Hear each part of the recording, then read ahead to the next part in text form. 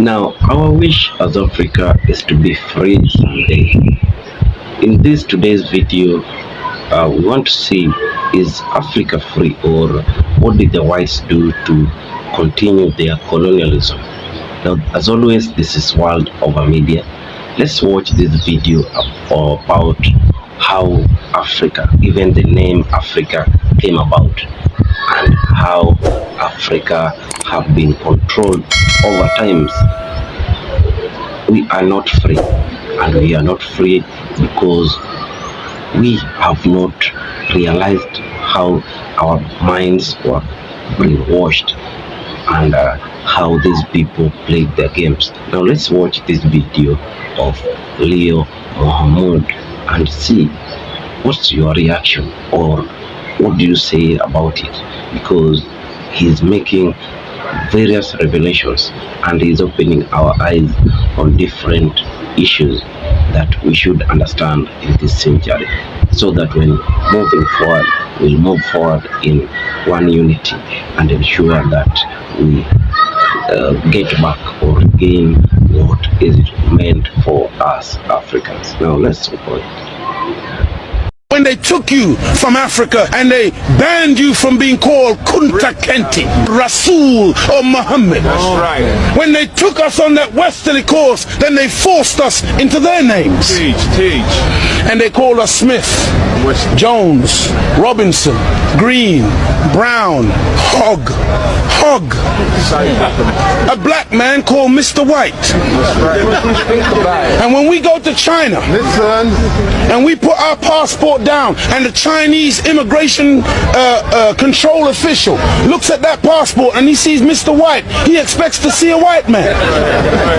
And when he sees the black man, he says, uh-oh, this man doesn't know who he is. But many of us as black people today, we're very foolish people. Because we don't understand why another man gives you his name.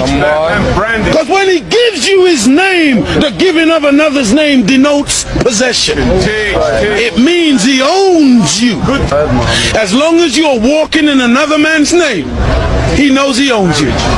You can talk as strong as you like. Yeah, I'm for black, yeah, Mrs. White. Yeah, they're laughing at you because they know that when you take another's name, that's why in marriage, in the tradition of marriage, the woman takes the man's surname. Go ahead. And leaves her maiden name, because that taking of the other's name denotes possession. In the event of divorce, you don't walk around with the other man's name. You now relinquish that name because you're no longer with that one. What brings about insecurity is when you have a false concept of yourself. And the false concept of self is white supremacy. They believe that they are better because they are white. And as a result, see, when a man has that kind of silly mentality, Hitler had the silly mentality that the white man, the Aryan, is superior. So then at the Olympics, Jesse Owens kicks up all the Aryans. Hitler is outraged. He's angry. The white man pushing white supremacy. That's why they would cut off our penis when they would lynch us. Penis envy. They're afraid of the black man because of our potency, because of our manliness. Because when you look at the black man, he's a real man. He's strong. So then they would have us as mandingos, fighting one another. That's why even today, they want to be the heavyweight champion of the world. They can't find a white man to do it. So they tried to turn a black man, Frank Bruno, into a white man. They call him the Great White Hope. They're desperate. We're not allowed to play golf. Why are we not allowed to play golf? Because we are inferior. We can't play the game. But let one black man into golf, then all of a sudden there's a tiger in the woods. And he doesn't just play golf, he becomes the master. We're not allowed to play tennis. Let black people into tennis. We go straight to Wimbledon and win it in 1935. a black woman. Now, Venus and Serena, they run out of opponents. They have to play each other. The white people cannot compete on an even playing field. They let us into athletics. You can't run like us. You let us into any field of endeavor, we dominate it. So they feel, and they become very afraid of anything that goes contrary. And so every time a black man stands up for black people, Martin Luther King, shot down. Malcolm X, shot down. Patrice Lumumba, shot down. Steve Biko, shot down. Everyone. Nelson Mandela, they locked him up for 27 years. We can count back 400 years of the most brutal treatment. Look, they took my name, my language, my culture. They killed my mother, my father, denied me religion, disallowed me to read or write for over 300 years. Reduced me to the level of an animal where they branded me on my chest, branded me on my buttocks with a branding iron. And they called me 3/5 of a human being in the American Constitution. Is that the act of a human being or the act of a devil? It's for you, you answer it. We're just calling white people names. No! We're just going on the basis of what we have experienced. Black people were taught to hate ourselves. Right. Even to this day, many of my people suffer from self-hatred. And you will see us trying to change our skin color. When I was born in the 50s, in Jamaica, they would take, like my nose, the mothers would sometimes take the nose and try to squash it, to hate self, that they felt that the baby was ugly if it had thick lips and broad nose and black skin.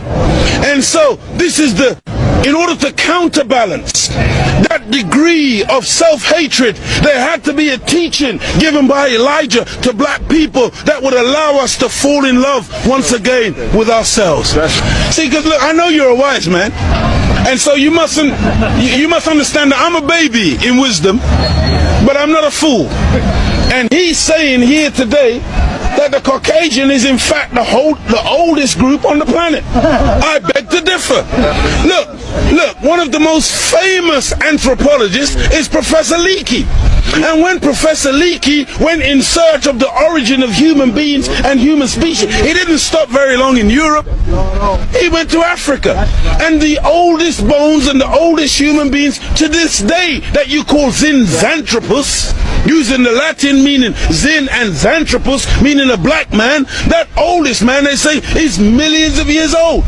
You went back and found one even older than that. You called her Lucy, a black woman. Go ahead. And every sensible historian, anthropologist today agrees that the black man is the father of human beings. Even your geneticist, Mr. Mendel. Go ahead.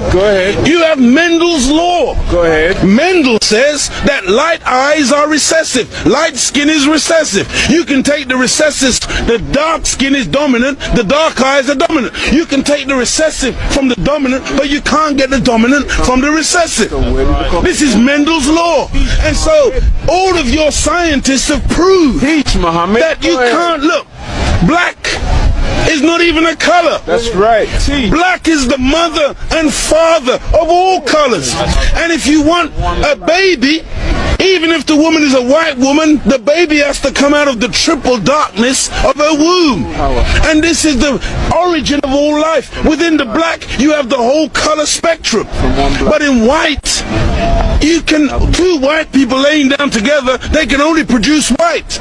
But two black people in darkest Africa can lay down together and produce albino with blonde hair and blue eyes. That's right. Teach Muhammad. This happens all the time. And so we need to really get these facts correct today and understand that as gray as your hair is, you are listening to your father today. Teach Muhammad. This is daddy talking. Teach.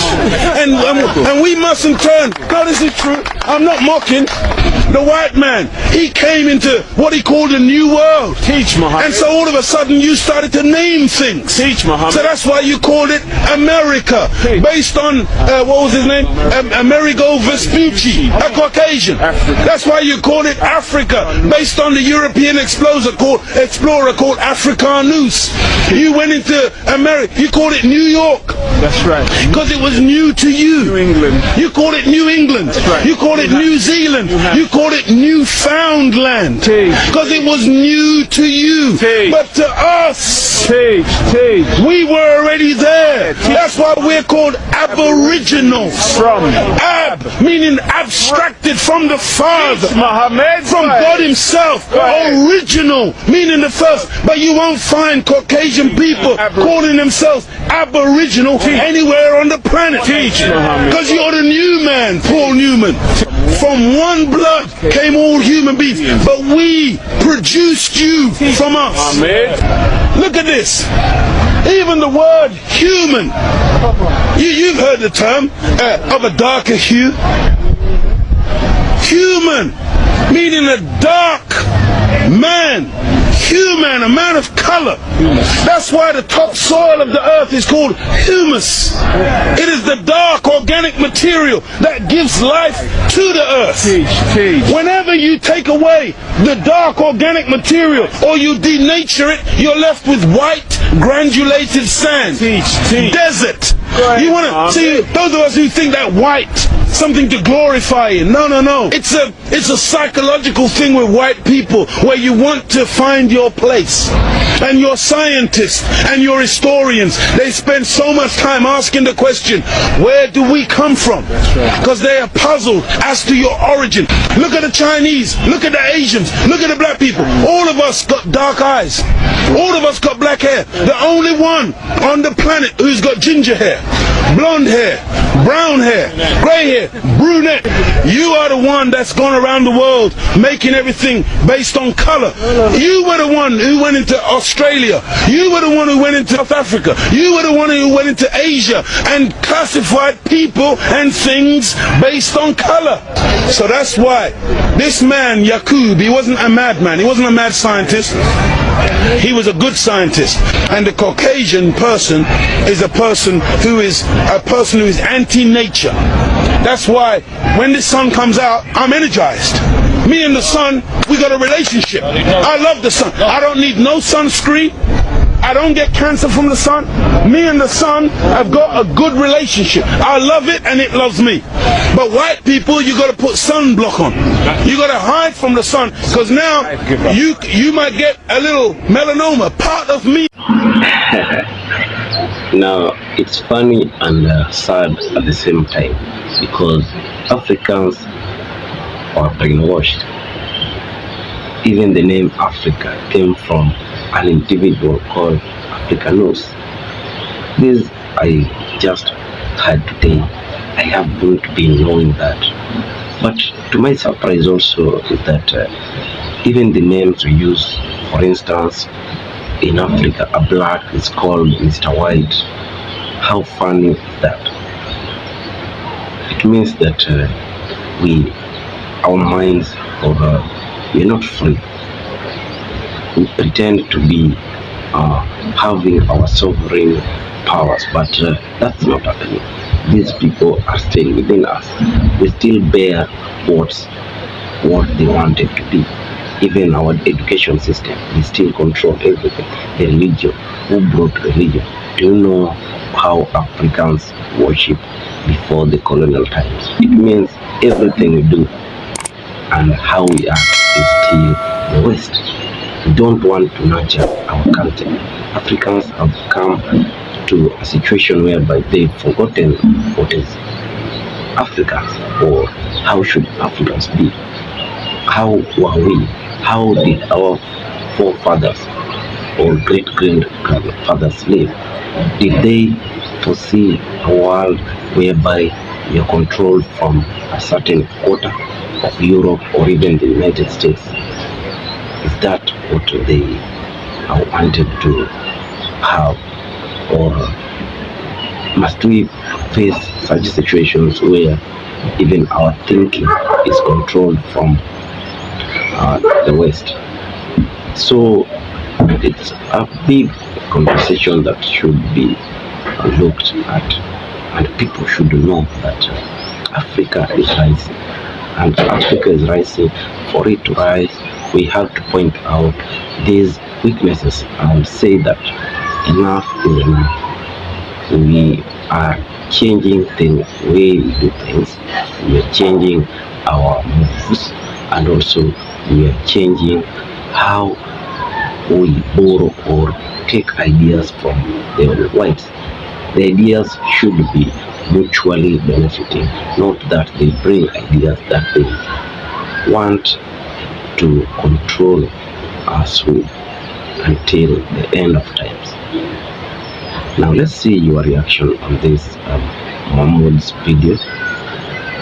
Although he died, but his spirit is still living up to today. And also do not forget to subscribe and also like our video. Thank you, and may God bless you.